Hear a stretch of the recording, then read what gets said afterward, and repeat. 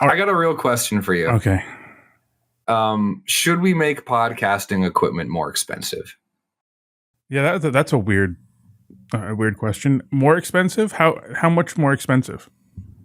Is there a threshold where like normal people, like how expensive could we make that microphone that you have there? How expensive would that have to be before you would refuse to purchase it? $501. You think isn't a world where the cheapest microphone's $501 and you wouldn't buy it? You wouldn't find a way to buy it? Wait. Back up. What is podcast equipment? I assume a microphone's probably bare minimum. So your Yeti would be $501?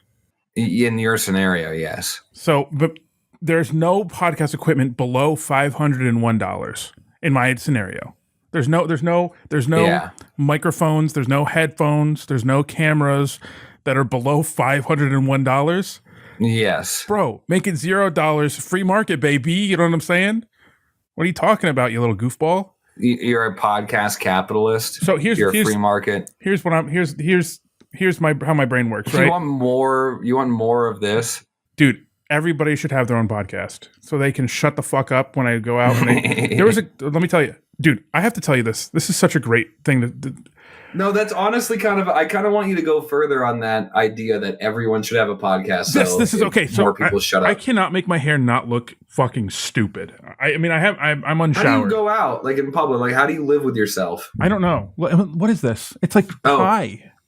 If this might be it's high. This might be the last or second to last episode you see with long hair Zach. Oh wow, going short hair. We're getting this shit cut March 8th. Hell yeah, I'm gonna be there.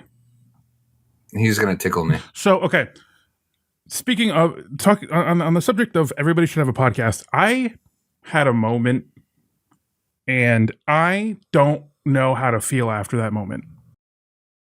I went on a walk. Love walks. It was like an hour walk at the lake. I sit down at a bench with Alexis, sitting right next to her. We're just having a chat, looking at the water. It's kind of like half of it's iced over. It looks really fucking cool, right? A guy walks up, older guy, maybe like 70s. And we heard him before talking to deer, like 100 feet away. He comes up to us and he eye contact immediately with me. Am I blurry? You're fine.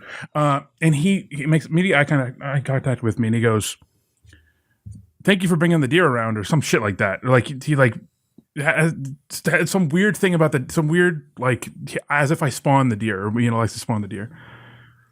And we get into a conversation, and he's like, "Oh yeah, I live over there." He points in a direction. I go to like a food place over there, and it seems kind of nice. He's a little bit of a wackadoo.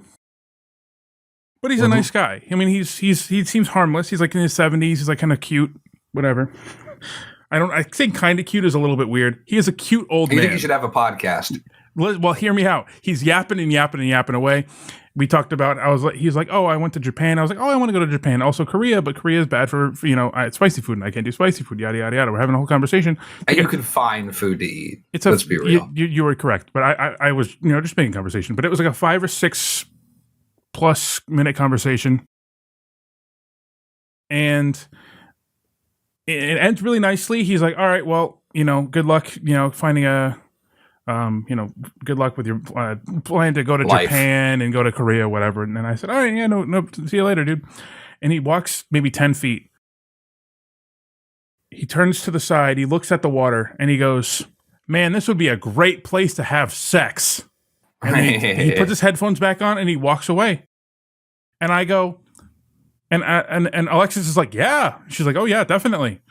And then he puts on his headphones and I go, "What the fuck? What just happened?"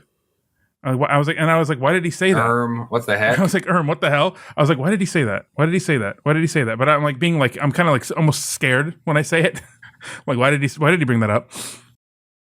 And we're theorizing that he was going us to have sex. No, well, he was a sugar daddy. And he wanted to be sugar daddy to one of us. Because he asked like what we do for work and stuff. So I was like, interesting. But yeah, he. I don't think you were trying to get sugar daddy.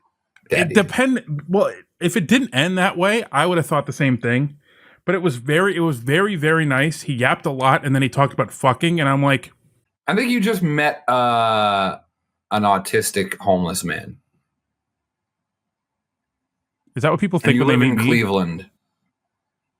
Maybe, but you know what I mean. There's certain guys you meet like on the bus who just like talk to themselves or like aggressively try to make conversations. Oh no, sorry. I should add. He was definitely like talking about, like he was implying, not explicitly saying. He was implicitly saying how he had a lot of money as well.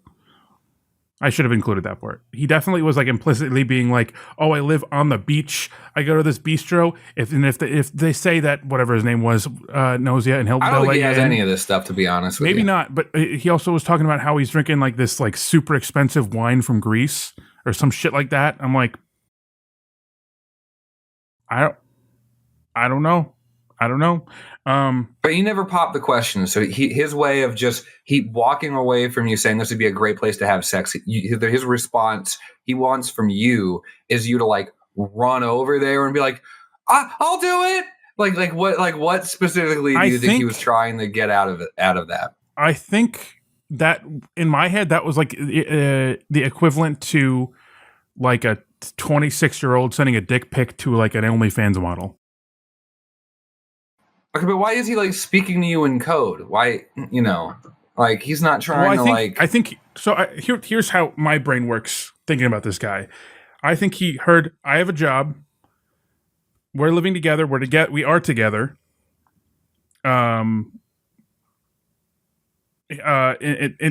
heard those things, and it was kind of like killing his vibe of getting us onto whatever he was, his shit that he was. If he is a sugar daddy, that was in my mind, that was me saying those things made him less and less like eager, because it's like, oh, now I have no chance. I have less of a chance. And that was his like final like sex. And I was just like, yeah, yeah. And how do you think podcasts would help this situation? Well, I think if you need someone to talk to. Okay, but you're trying to convince me that he was trying to get you in a sugar daddy situation. How would having someone to talk to, how would talking to himself with a microphone have solved that situation if he had think he was trying to sugar daddy you? If he had another like-minded friend, maybe they could figure something out. Oh, another freak. They could freak off. They could do a freak off. Yep, just like my dream.